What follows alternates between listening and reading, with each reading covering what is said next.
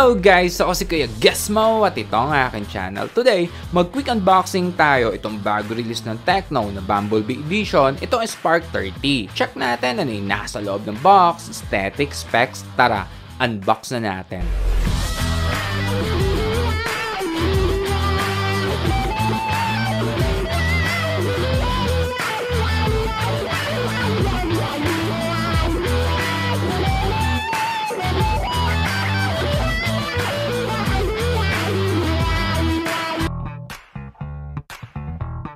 Isang napansin ko, ma-effort yung design ng packaging. Dito sa icon or logo ng Autobot, left and right dito mo bubuksan. Dito sa manipis na box, itong warranty card. Ang okay lagi sa Tecno, 13 months warranty ang offer nila sa mga smartphones nila. Freebie na phone case, hindi ito jelly case, babasagin ito. Sa pinakaloob ng box, SIM ejector. Itong Type A to Type C cable. At ang huli, itong power brick. Ito'y supported ng 18 watts. So nag-charging speed test na rin ako dito. Nag-start ako sa standard na 20%. Na full ito ng 1 hour at 39 minutes. Meron din itong AI charging protection. So automatic cut-off yan pag full na yung battery. Tapos meron din yung bypass charging. Itong edition na ito ay masarap mag-unboxing. Kasi lahat pinag-isipan mula sa packaging at kahit itong balot lang ng unit ay good looking. So feel lang natin ito. Ganito ang appearance ng texture. Yung back panel design ay napaka-pogi. Tingin ko kahit di ka fan ng Transformers, ma-appreciate mo ito. Gusto ko yung ginawa dito, pati sa camera module, sinabay yung groove ng Bumblebee concept. Pero saktong-sakto, hindi yung overkill sa design. Tapos yung phone medyo manipis sa 7.70mm. Next, boot on na natin.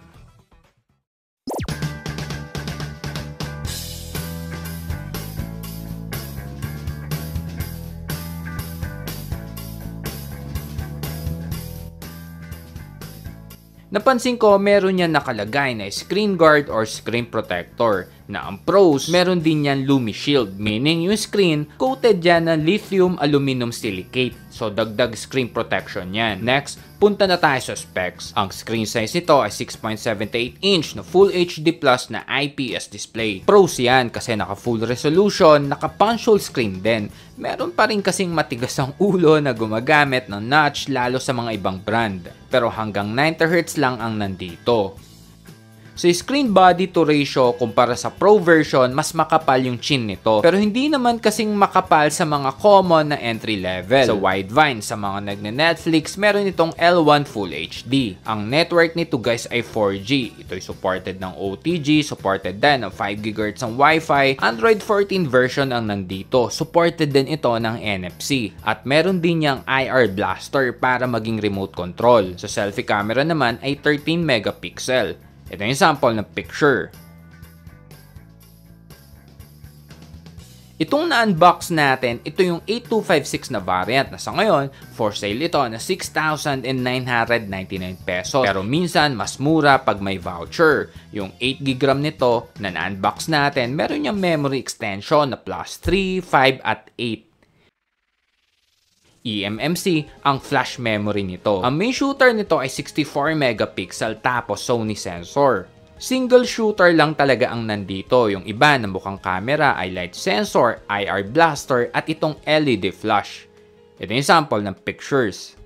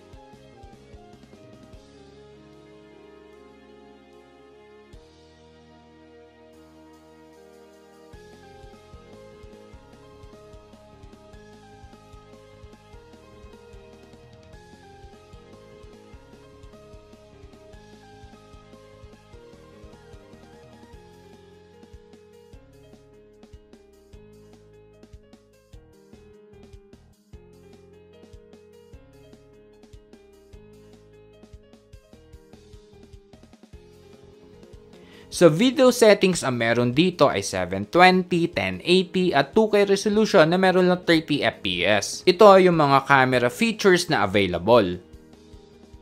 Nag-check din ako ng video stabilization, wala dito guys.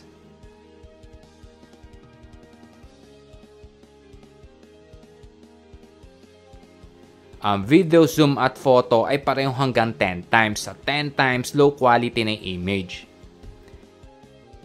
Dagdag details ko lang, sa right side nandito itong volume rocker, sa ilalim nun yung power button, slash on of switch, ito rin ang fingerprint scanner, across the screen itong SIM tray, triple card slot ang nandito. Ang pros, ito ay rated IP64. So safe ito sa mga rider na kahit biglang umulan, nasa biyahe ka na di mo agad matatanggal yung phone mo sa pagkakamount. Moving on, sa ilalim nun yung speaker grill, charging port, primary mic at itong 3.5 jack. Sa taas yung pangalawang speaker. So dual speakers ang meron tayo dito. Ito yung tunog na speakers.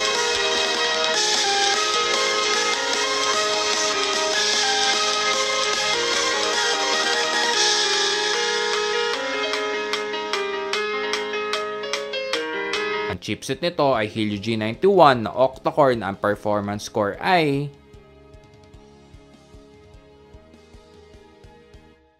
So nag-game test ako dito, linagay ko yung link sa comment section para di sobrang humaba, para makasave din ng time sa mga hindi naman gamer. Ang goal natin sa game test para ma-check natin kung playable ba or kung malag ito sa mga game apps na itetest natin. Detalyado yan mula sa game time, battery consumption at phone temperature before and after ng games.